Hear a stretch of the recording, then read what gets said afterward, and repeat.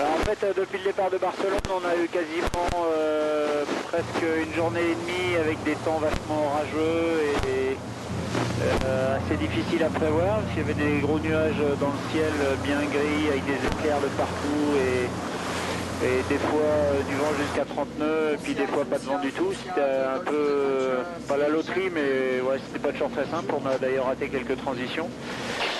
Et puis bah là, ça c'est depuis c'est un peu assoupli puisqu'on est avec ce vent d'ouest qui tient bien, là, qui est monté cette nuit quand on était juste dans le nord de l'île d'Alboran. Et puis ben voilà, on passe Gibraltar avec 20-25 nœuds de vent. C'est plutôt sympa puisque la mer est plate et il y avait une belle lumière là, en fin d'après-midi. Puis en plus, il y a quand même moins de manœuvres à faire. Hein. On a fait quelques prises de rythme. On n'a pas eu de changement de voile d'avant à faire. Ce qui fait que on a pu se reposer un peu plus que sur les premières 24 heures de course. On avait quand même été très sollicité. Bon, alors on s'en est pas trop mal sorti de la Méditerranée et de ces pièges jusque-là. C'est vrai que c'est sympa d'aborder l'Atlantique en tête et d'être les plus près aujourd'hui de la maison. Maintenant, il reste encore pas mal de milles à parcourir. Il y aura certainement encore des options à prendre et être capable de tenir la cadence. Donc l'équipage à bord de Foncia est super motivé pour faire de son mieux jusqu'au bout.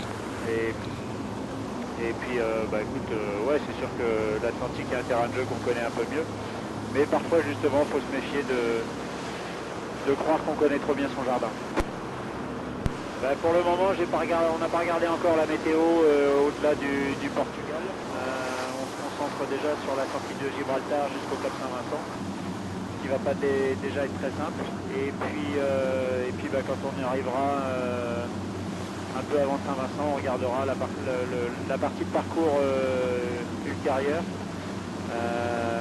D'après ce que j'ai compris, c'est un régime cyclonique en ce moment assez traditionnel. Donc on va encore vivre penché pendant un bon bout de temps dans cette remontée vers Brest. Non, écoute, le bateau est en pleine forme, nous aussi. Notre blessé de la langue se porte à merveille il a souffert un peu au début, mais maintenant ça va, il arrive à s'alimenter et ça a l'air de se passer. La cicatrisation est en bonne voie. À tel point que d'ailleurs avec Jérémy Bayou, son collègue, il voudrait savoir si Marseille a battu le Milan AC. Donc si vous pouviez nous répondre à cette question, c'est quand même des problèmes essentiels qu'on a à bord de ce bateau.